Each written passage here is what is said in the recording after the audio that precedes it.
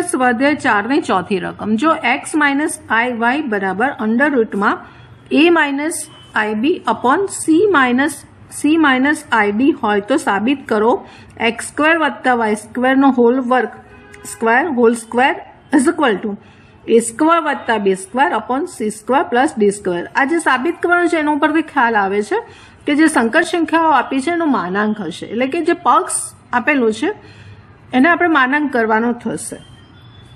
તો આપણી પાસે જે પક્ષ છે સૌથી પહેલા વર્ગમૂળ આપણે કાઢીશું, તો બંને બાજુ વર્ગ લઈ લઈએ માટે x માઇનસ આઈ વાય એનો વર્ગ અને આ બાજુ વર્ગ લઈશું એટલે વર્ગમૂળ જતું રહેશે, એટલે a માઇનસ આઈબી વધશે ખાલી અને નીચે c માઇનસ આઈડી વધશે, બંને બાજુ વર્ગ લેતા।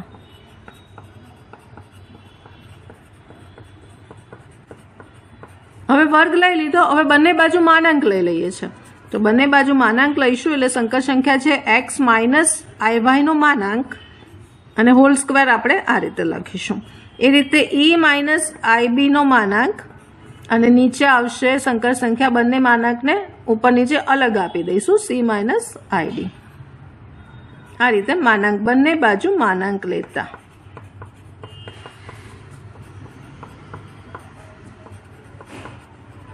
બંને બાજુ માનાંક લેતા।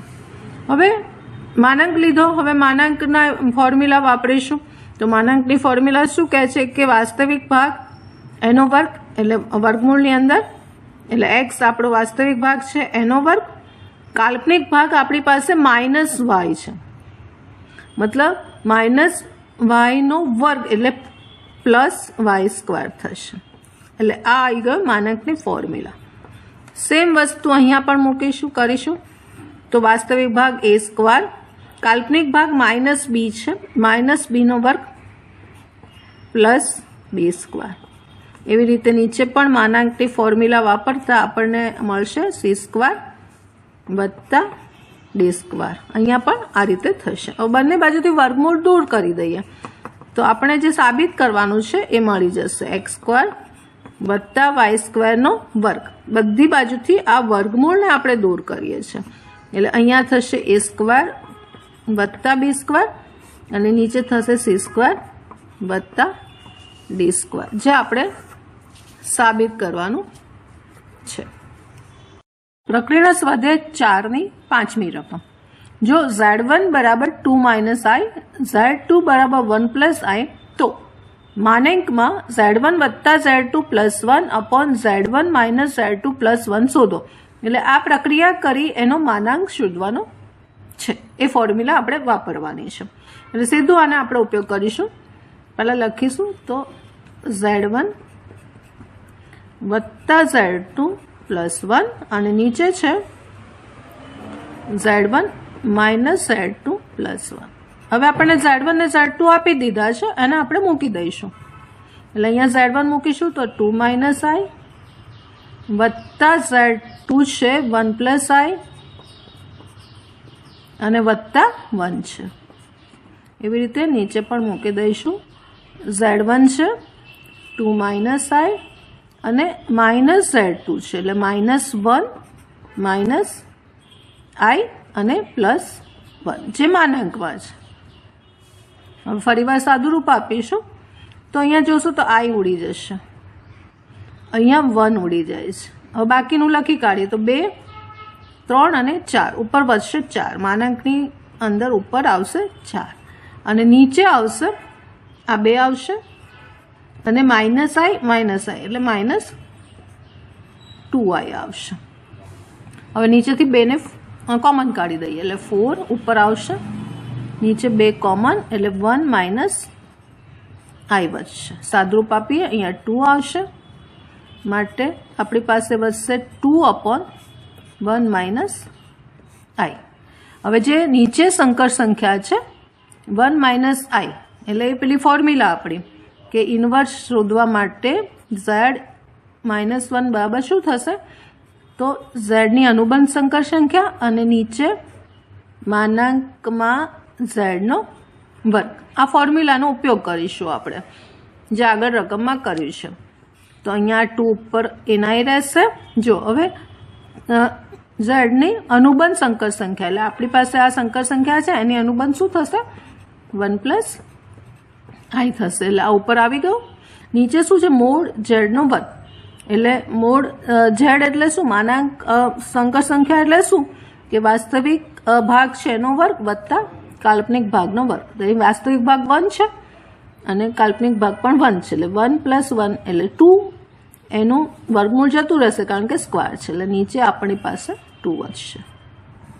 એટલે 2 આ જતા રહેશે અને ફરીવાર વધશે આપણી પાસે માનાંકમાં સંકર સંખ્યા આવશે 1 + i. હવે આ ફરીવાર માનાંક કાઢવો છે. એટલે ફરીવાર માનાંકની ફોર્મ્યુલા, તો વાસ્તવિક જે પાર્ટ છે એ 1 છે એનો વર્ગ, એટલે 1નો વર્ગ વત્તા જે કાલ્પનિક ભાગ છે એ પણ 1 છે, 1નો વર્ગ. એટલે આપણી પાસે 1 + 1 આન્સર આવશે √2. એટલે ઝેડ બરાબર a વત્તા ib. ધારો કે સંકર સંખ્યા છે તો મોડ ઝેડ ખબર છે તમને a² + b², એનો આપણે ઉપયોગ કર્યો છે. પ્રકરણ સ્વાધ્યાય 4 ની છઠ્ઠી રકમ. જો a વત્તા ib બરાબર x વત્તા i નો વર્ગ અપોન 2x² + 1, તો a² + b² બરાબર x² + 1નો સ્ક્વેર અપોન 2x² + 1નો સ્ક્વેર સાબિત કરો. હવે આ જે સાબિત કરવાનું છે એમાં તમને ખ્યાલ આવે જ છે કે માનાંક લીધેલો છે. આ સંકર સંખ્યાનો માનાંક લઈએ તો a² + b² આવે. એટલે અહીંયા માનાંક લીધેલો છે બંને બાજુ. તો હવે આપણે એને એ પ્રમાણે કરીશું કે બંને બાજુ માનાંક લઈ લઈએ.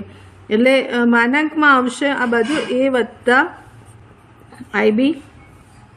અહીંયા જે માનાંકનો ગુણધર્મ છે પ્રમાણે ઉપર નીચે અલગ માનાંક પહેલાથી જ આપી દઈએ છીએ. એટલે માનાંકમાં આવશે x વત્તા i, એનો સ્ક્વેર આપી દઈએ, બરાબર, 12 સ્ક્વેર આપી દઈએ. અને નીચે આવશે માનાંકમાં 2x² + 1. આ રીતે થશે.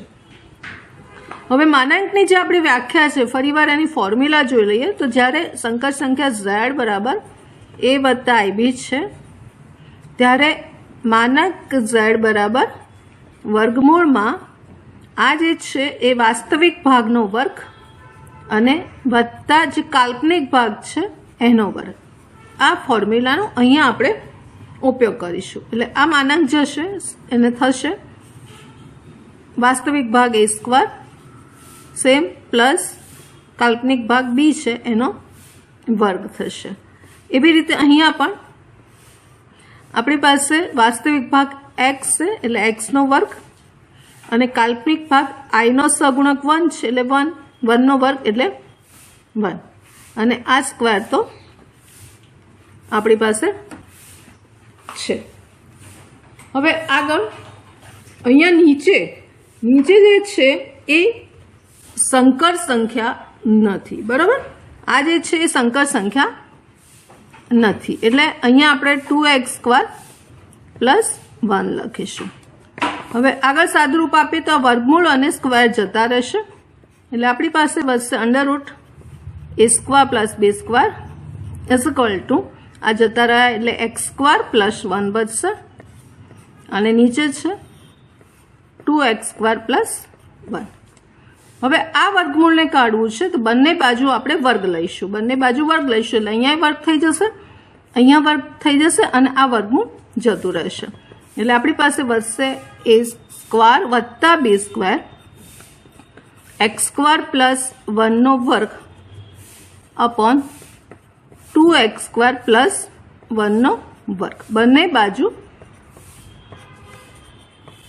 વર્ગ લેતા હવે જે આપણે સાબિત કરવાનું છે એ આપણને મળી ગયું છે. જે સાબિત કરવાનું હતું એ આપણી પાસે મળી ગયું છે.